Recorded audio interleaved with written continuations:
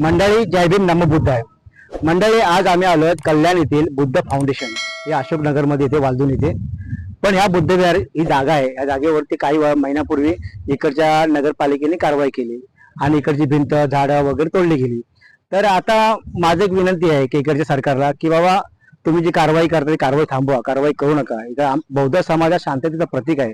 शांततेने तो का चालणारा माणूस आहे.